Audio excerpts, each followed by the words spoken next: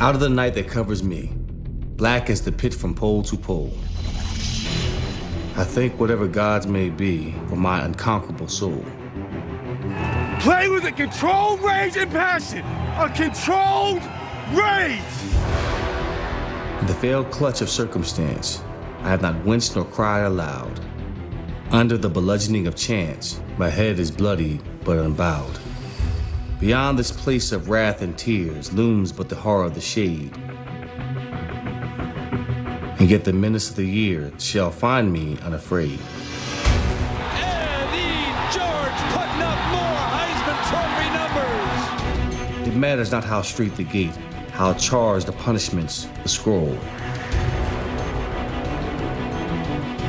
I am the master of my fate. I am the captain of my soul. You gonna be a football player when you grow up? Today is the best day of your life. Believe Give me 8 years of daylight. That's all right. Greatest leader I've ever known. What a ride it's been.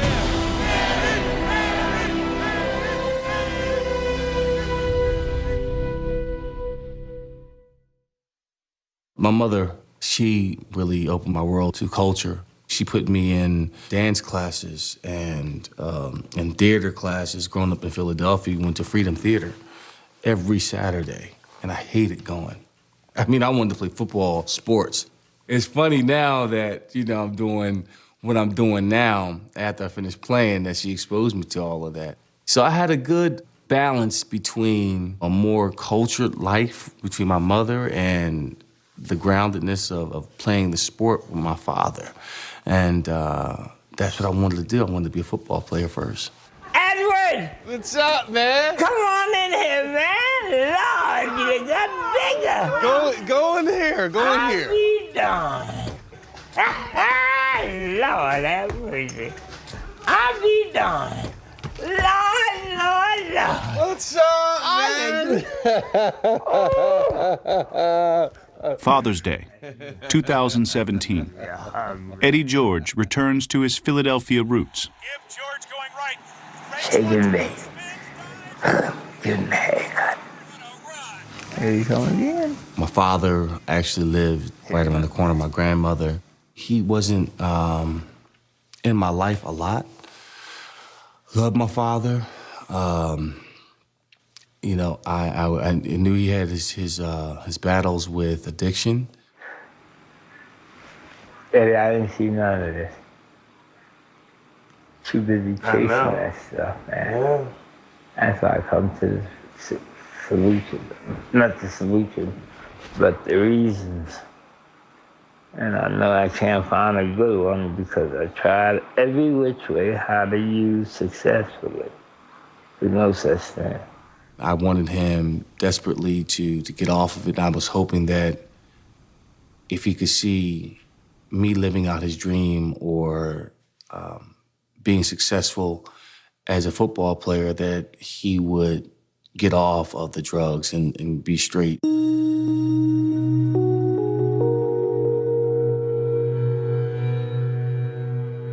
And I would go outside by myself and play in the front yard. I would put towels in my shoulders to mimic shoulder pads and just imagine the possibilities. We would go to these games every Friday night to watch Upper Dublin play. There would be another game going on called free-for-all on the side of the bleachers. My father would come to the edge of the stands, look down and see what I was doing. And he would say to me, "Boy, can you take it up the gut and down the right sideline? Do you have it in you, boy, to go all the way?"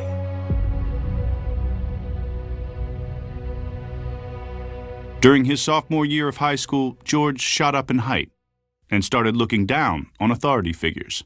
He would talk back to his teachers in school. He would walk out the classroom whenever he felt like the teacher wasn't to his satisfaction. I failed geometry, and I was in danger of being held back a year because my grades were so poor. I must have had like a 1.2 or 3 GPA. It was horrific. I said, "Son, come this September, you will be attending Fort Union Military Academy in Virginia." "What?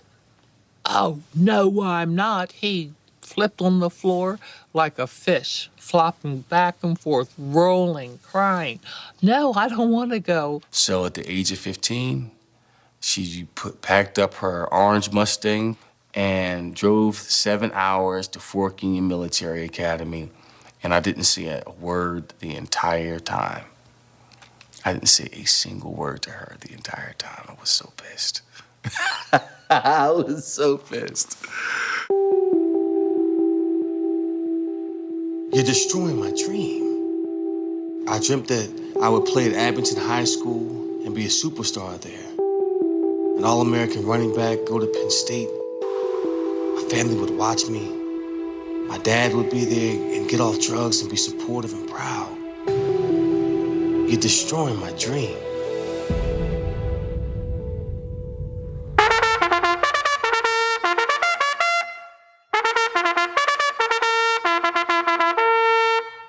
It lit something in me like no other, a different fire.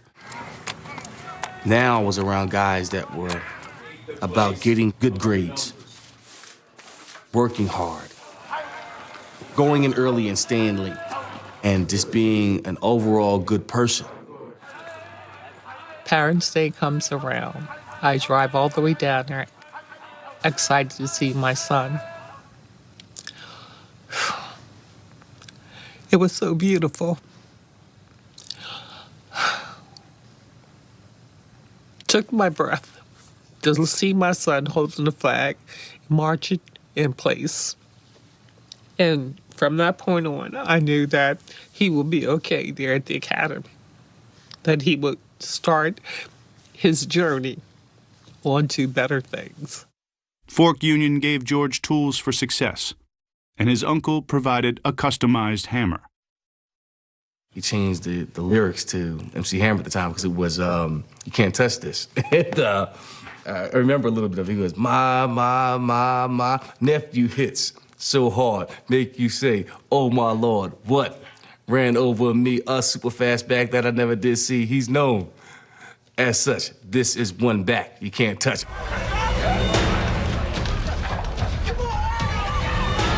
While at Fork Union, George grew from 170 to 220 pounds. During his final season, he averaged 275 yards a game. Still, Penn State wanted him to switch to linebacker. So he committed to Ohio State.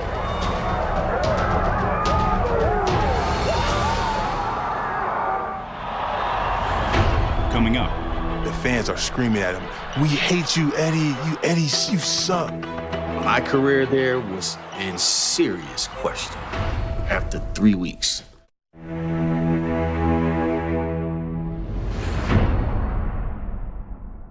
When I was at Fork Union, I was sitting at my desk during our study hour, and I was just thinking about my father. I don't think he knew where I was. He was still battling his addiction. Hey, Dad, do you remember when I was in military school? Mm-hmm. And I sent you a poem? I wrote to him. Maybe in your life you didn't have the best resources or the support, or you made some wrong choices, but just know that you're producing something in this world that's doing the right things, that's of greatness that you can be proud of. If you think you'll lose, you're lost. For out of the world we find, success begins with the fellow's will. It's all in the state of mind.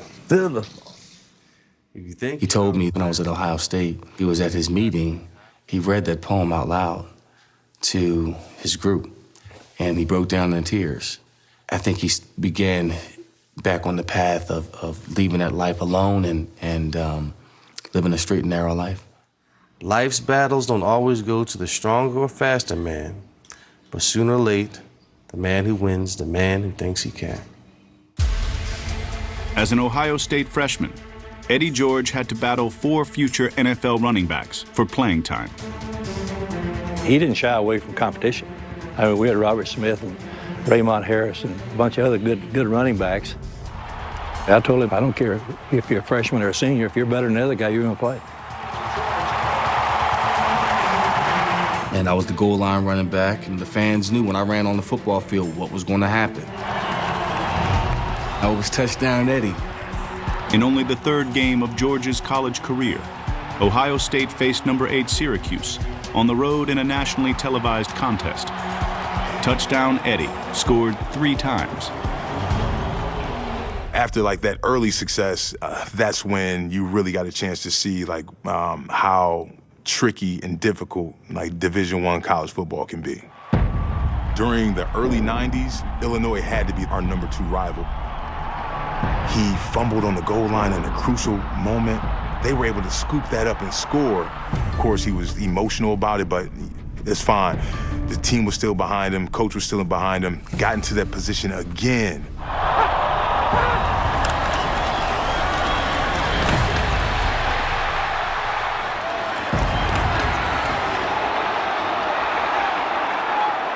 We lose the game, the fans are screaming at him, "We hate you, Eddie, you suck."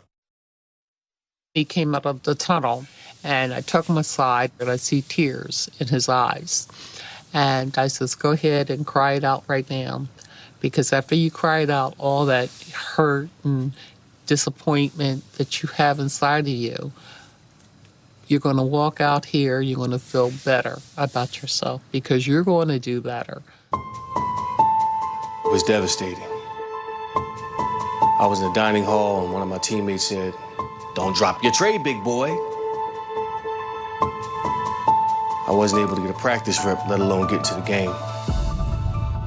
He could have got down on himself, he could have quit, he could have left here because of the treatment that he got when he did fumble the ball a couple times in that game. Instead of doing that, he worked harder. Stayed here all summer, spent more time in the weight room. Eddie George had the best work ethic of any football player that John Cooper ever coached. I was doing little things outside of the facility, like taking Kempo classes, martial arts, and marrying that with some ballet classes. I wanted to be more elusive and swift in my hips. They still were like on the fence about me, really weren't sold. They would compare him to me or compare him to Robert Smith. And I think that was always like fuel to him. He's never been like someone who's a big time trash talker. He was the kind of guy who internalized all of that. It was the Notre Dame game, his senior year, was when he truly broke out from the shadows of everybody. Oh, you could feel the energy in the air that day. I mean, you can just literally cut it with a knife. It was so thick. And there was this tunnel. All the former players leading out to the 50-yard line. And I'm like, oh my God. From the 20-yard line, Eddie George finds a hole. George rushed for 207 yards and 2 touchdowns. He had a rocky start, but he's turned the corner and become one of the premier players in the country. George still had to confront an old foe, Illinois. And that team had 2 top 5 choices on their defense, Simeon Rice and Kevin Hardy. They had the number 1 ranked defense against the run. That morning, wind is coming sideways. We're going to run the football. It's going to be 9-on-7.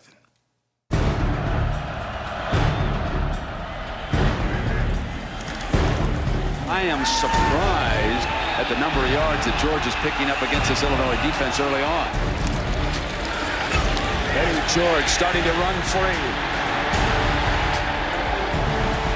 Just recalling what happened to him, 2 fumbles, and he was like saying, okay, you took away something from me, and now I'm going to get it back all the way. And George just breaks off for another big gain. The new Ohio State rushing record for the moment. He has 2. George slams to the end zone. Oh, nice block, George. Hello, 300. And I wound up rushing for a school record, 314 yards in roughly 3 quarters.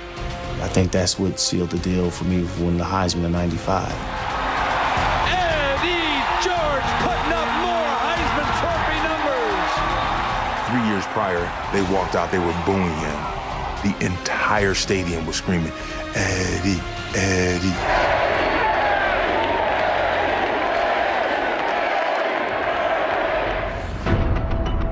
coming up. We really felt like we can't be stopped. We're going to win the Super Bowl.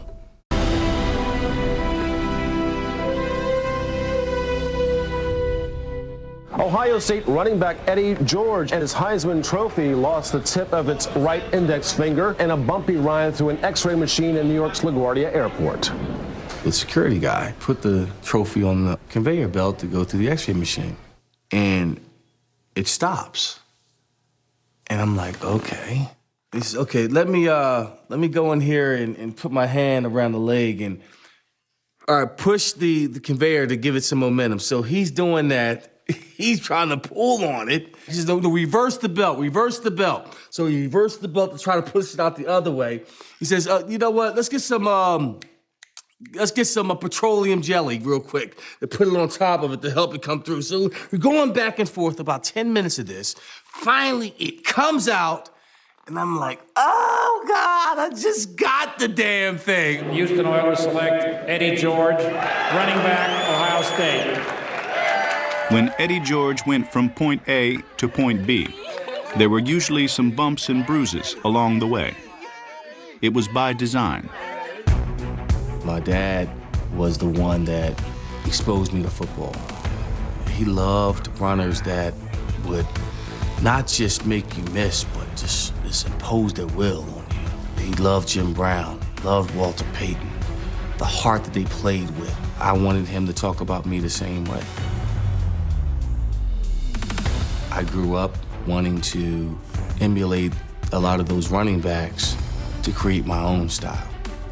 He's like the fastest guy ever. It's just his tenacity. There's no way in the world that you are on first contact going to bring down 2-7. The approach in bringing down Eddie George was have one guy get there, slow him down, and hope that the homies arrive.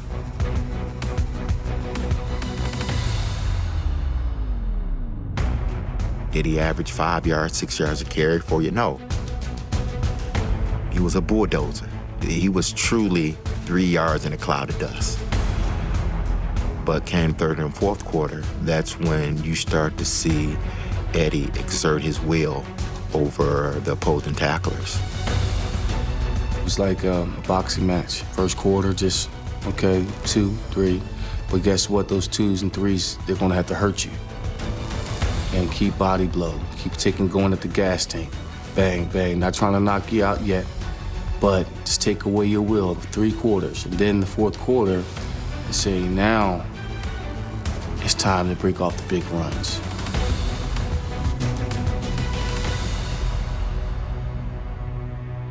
So this is Eddie's second year. We opened against the Oakland Raiders, and we went into overtime. Between the regulation and overtime, Eddie went in to get an IV, and he came running back out, and we won. Eddie George was the difference in the game. I know he had over 200 yards against the Raiders defense in this heat index, which is 120 degrees. So the very next day, I look out my window at 3 o'clock in the afternoon, and Eddie George is running hundreds. George was in constant motion. In consecutive seasons, the Oilers moved from Houston to Memphis to Nashville. We were a part of the NFL, but not in it, because we had no home. We were nomads. In 1999, the Nomads became the Titans and opened a new stadium. Fans were excited. And our first preseason game was standing room only. I'm getting chills when I think about it, because we were like, ooh, this is what it feels like to have a home field advantage. The Titans were developing an identity. Our general philosophy, give it to Eddie and get out the way. Eddie left, Eddie right, Eddie up the middle. It was all about Eddie. We're building this team. You want to win some football game. This is how you win. He was the beast in that era. The Titans were impossible to bring down at home, finishing 8-0 in the regular season. But the playoffs looked to be a different story. With 16 seconds left against the Bills, Tennessee trailed by 1. I'm thinking, okay, it's going to take a miracle for us to win the game. It's a miracle! Tennessee has pulled a miracle! A miracle for the Titans! I said, okay. That's interesting. Against the Colts, George ran for 162 yards. In the AFC Championship, the Titans blew out the Jaguars, 33-14. And we really felt like we can't be stopped. We're going to win the Super Bowl. Tennessee faced the greatest show on turf and tried to match the Rams' aerial explosiveness.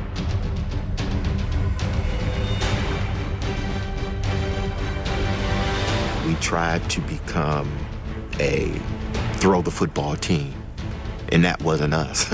We were trying to be something that we weren't. So let's do what got us here, and so it was go back to Eddie.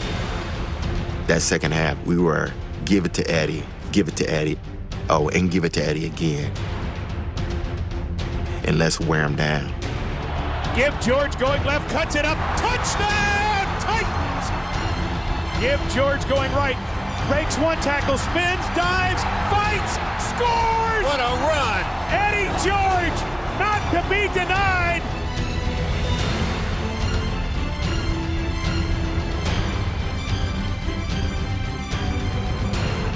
With under 2 minutes left, the Titans had the ball, trailing by 7. There was no panic.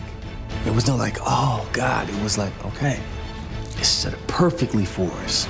We're gonna go down here, we're gonna score a touchdown, go in overtime, and win the Super Bowl.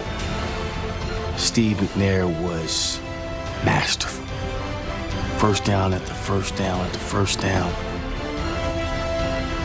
To will himself out of a tackle. We thought that we for sure was going to hold up the trophy. I mean, everything indicated that. Going back to the beginning of the year. New identity, the new team, undefeated at home, the Buffalo Bills, going toe-to-toe with the Rams, having the ball last. I mean, everything led up to us winning that ball game, and it was starting to come to fruition. So it all comes down to this. 6 seconds to play in Super Bowl 34. McNair drops, throws right side for Dyson. He dives for the end zone. Didn't make it. He came up 1 yard short.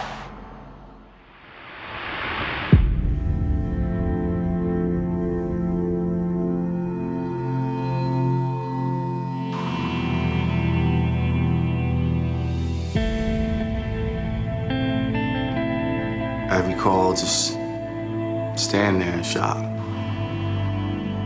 There's gotta be more time, there's gotta be something.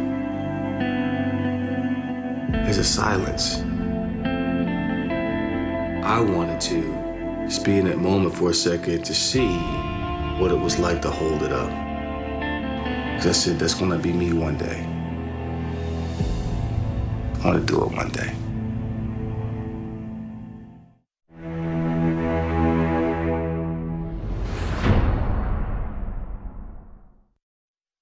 When I was playing football in Little League with the Abington Raiders, it was just one game that it was a battle. We wound up losing the game, and I remember, because we left everything on that football field, just crying on the football field. And I was walking toward my father, and he saw me, I saw him, and we were walking to go embrace. And another father came over and hugged me. And I never had a chance to connect with my father then. And then I had to go walk with the team and break down with the team and so forth. And my father always said, you know what? I wanted that moment between me and you because I saw your pain, he felt my pain, and he just wanted to hug me in that moment, but never had a chance to do it. Wonderful shot. After the Titans' Super Bowl loss, Nashville embraced the team with a parade. When the parade was done, Eddie came into my office, and he goes, I don't want to go to the Pro Bowl. Well, why would you not want to go to the Pro Bowl? He goes, because I want to start on working next year right now. We had to take it to another level because this is it, fellas. This is the time right now when we make our move. We knew we were good. We go toe-to-toe with anybody. There was one team in particular, though, that gave us fits, and that was Baltimore. Baltimore. Oh, God. Eye contact was so crucial for us. I used to look at people to see if you blink and if you wink and you shut them, I got you. That joke ain't never shut them. So I saw another lion. If you know anything about the Serengeti, male lions and male lions, if they ain't with the same pride, you gotta dance. But you got the same set of skills, you know? So that's like, who wins?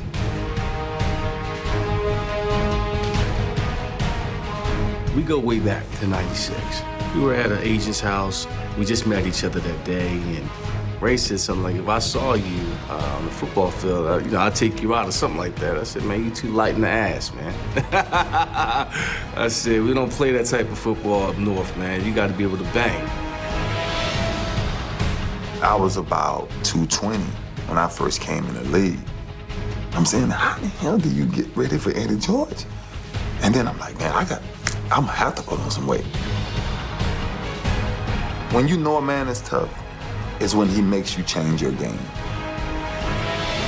In the days prior to their 2000 playoff game, the Ravens claimed a Ray Lewis hit made Eddie George change his game. Every time Eddie touched the ball after that, and that was a hit by Ray Lewis, he just folded like a baby.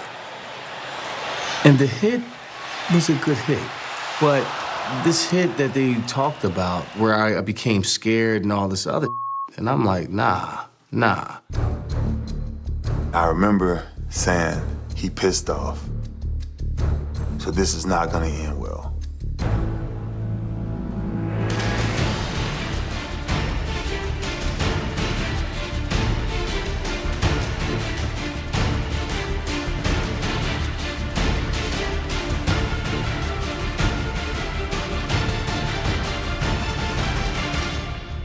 Give George going left. George cuts back inside, drives toward the goal line. Touchdown! All I got to say about that is take that, Baltimore.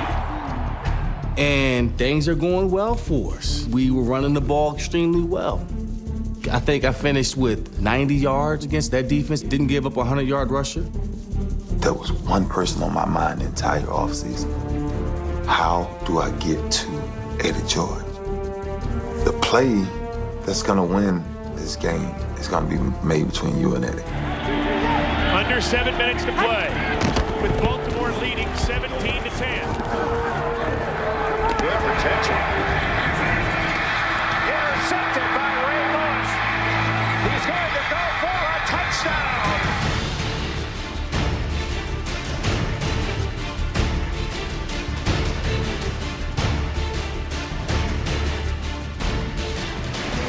When that ball hit my hands, it switched. Power changed. And then I was like, it's our time now.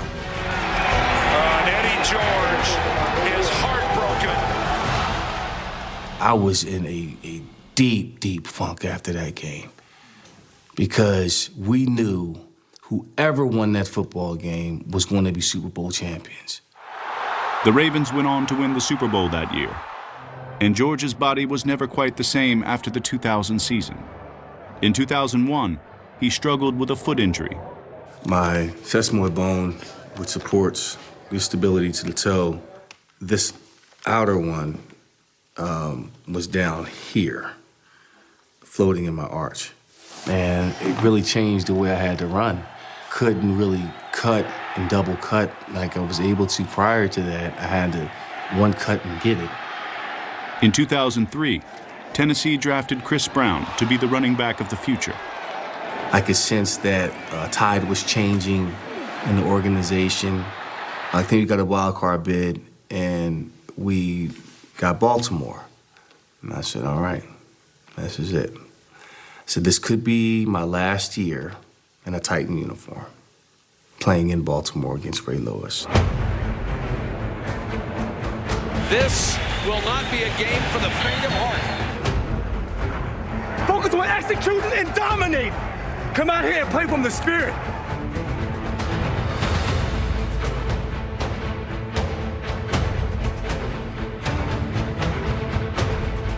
McNair throws back over the middle, intercepted Ed Reed. 10, 15, 20. Knocked down at the 30-yard line by Eddie George. Eddie George hurt making that tackle.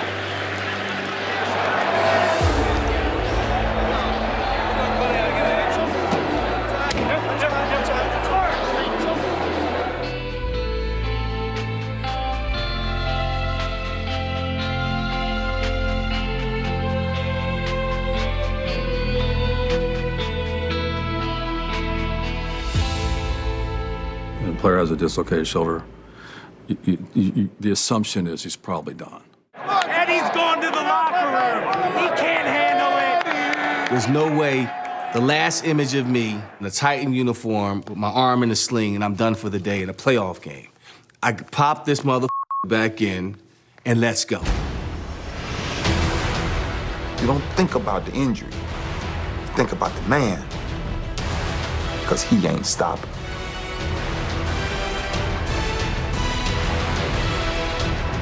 There was one play that kind of turned the whole thing around. Eddie took a handoff, and he and Ray met head up. Our eyes meet. We've had these collisions before.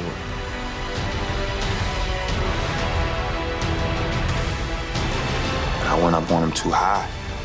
And all I remember was going through my back. Eddie just put a stake in the ground and said, this is it right here. This is our game now. 3rd and 1. Eddie George, first down and more. It felt damn good to go in there and to beat that team and just put, for me, a lot of that nonsense to rest. The curse of the Ravens, nevermore. Final score, Titans 20, Ravens 17. His Titans career ended the next week against the Patriots. But before the game, George spent time with his father. It was just me and him.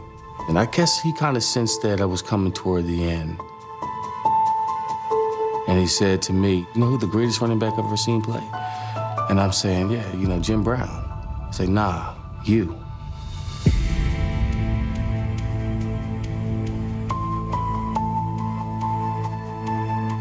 And this is the first time that we ever had a chance to pray together in my life. I started praying and I got out a few words and then I started to cry. And I couldn't speak anymore because I was just, I guess, overjoyed. I guess I finally had, my dad there for me for something.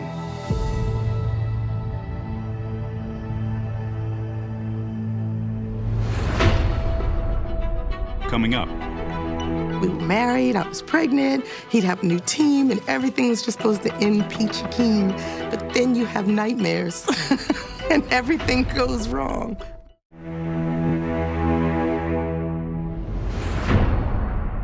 This is something 3 or 4 years ago we would have never thought would possibly happen, but it is. The fact that Eddie George is apparently considered too old to still play for the Tennessee Titans, he will be released. Like maybe 2 weeks after we made it home from our honeymoon, we got the word that the Titans would be releasing him. Dallas was a team that called, and I guess he had a lot of high hopes for Dallas. It was America's team. He thought it would be a fresh start. We were married, I was pregnant, he'd have a new team, and everything was just supposed to end peachy keen. But then you have nightmares, and everything goes wrong. Eddie George played 13 games for the Cowboys. In 7 of them, he averaged under 3 yards per carry. Eddie George brought in to be a key running back, ran in the first half, but didn't play in the second half. I think he'd be too happy about that. He had not missed a start since coming out of Ohio State and winning the Heisman until tonight. Eddie George last week, first time in his career, did not play. Today, first time in his career, he's not even active. I'm in year 9. They got some young boys that can run. And I was like, okay, reality is here. It happened a lot sooner than I thought. I thought I would play 15 years, and I have a chance to tell my story at a podium one day after retiring a Titan and sharing stories with friends and talking to the media about my next steps in life, have my moment of a dramatic pause and to cry and all that good stuff that comes along with it. But it didn't happen that way. In my quiet moments, that bothered me. You know, like, what was it all for? What's next? How do I use it? Who am I? Where do I go from here? When he's happy and he's got something going on, he's like an Easter bunny. He's all over the place. When Eddie is worried and bothered, he's quiet. I couldn't sleep at night sometimes because I just didn't know what tomorrow was going to bring. It was difficult to say, what am I waking up to? What can I be excited about tomorrow? You know, I used to enjoy walking in the locker room and getting the game plan and breaking down film and getting with my teammates, practicing. The camaraderie, the laughter, the joy, the pain, the stories. All of that was gone. What do I create now? So that kept me up a lot, and I would take Ambien. Start off with 1, 1.5, and 2, and 2.5. I'd never seen Eddie in the years that we've been together addicted to anything but food and working out. So I never thought twice about him being attached to this Ambien. I never realized he was taking more than one or more and more to be able to sleep. And it was one night at my kitchen table, and I took 2 Ambiens prior to us having the conversation, and I wake up the next morning in my bed, and she says to me, "You scared me last night because one minute we're talking, and the next minute you passed out and said, 'Help me.'" This is deeper than just sleeping issues. How did I get here? How did I get here? I could visualize being an NFL player, winning trophies, winning Super Bowls, Pro Bowls, all of that. But what was the next dream? Not just sitting on my back porch and thinking about my glory days. I'm 31 years old. What's next? I have a chest full of ambition. Where do I put that? It has to go somewhere. Because if it doesn't, it's going to destroy me.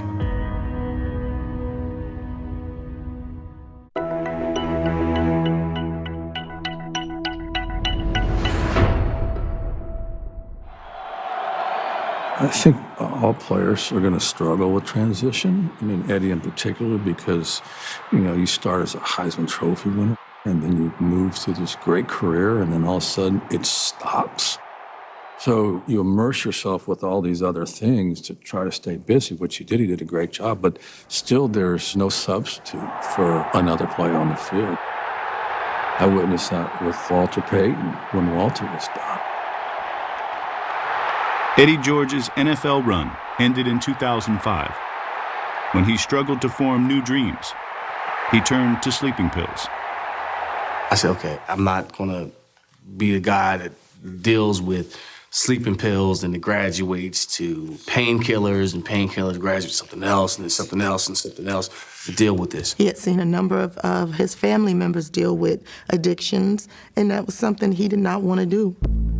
Cowards die many times before their deaths. The valiant never taste of death but once. George dedicated himself to a new passion, acting. Acting, when I got into it, was a way of expressing myself like I could on the football field. Take a lot of that doubt, the anger, the anxiety that I had, and channel that through a character.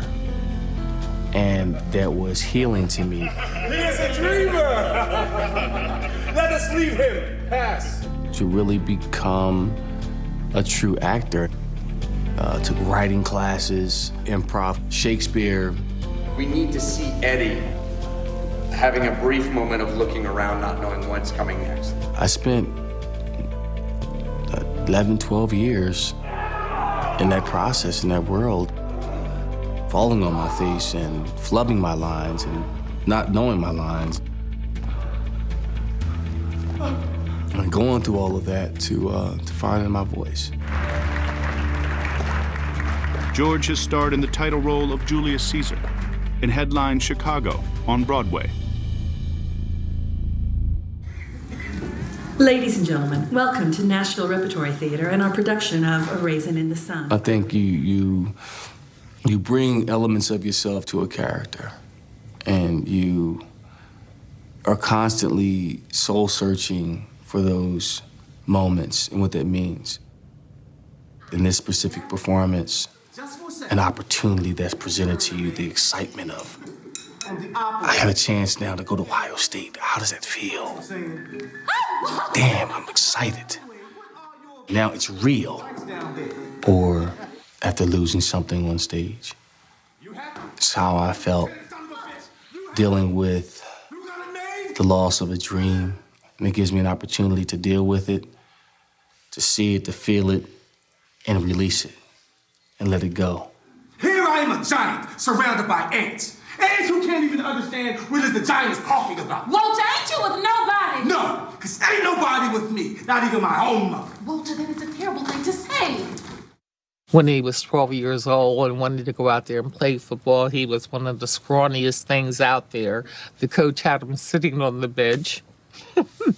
I really didn't think he was going to make it at all. It just seems like everything that he dreamed of. You know, we had our ups and downs and trying to get there with schooling, and on the football field, he kept on pursuing and pursuing. And the same thing goes back here, being on the stage and how he conquered those feelings, whatever he was feeling in that depression. He really likes the acting, and he's just getting better and better. When I first got into acting, and it was my first acting coach, I had to deliver the speech in this graveyard where the transition from night to day is happening, and literally the sun is on one end and the moon is on the other. And I'm at the crossroads.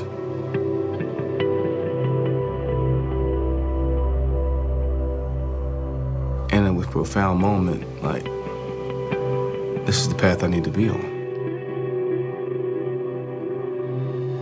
Out of the night that covers me, black as a pit from pole to pole, I thank whatever gods may be for my unconquerable soul. In the fell clutch of circumstance, I've not winced nor cried aloud.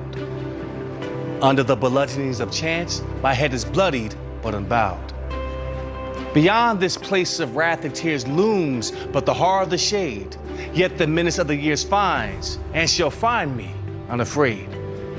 It matters not how straight the gate, how charged the punishment the scrolls. I am the master of my fate. I am the captain of my soul.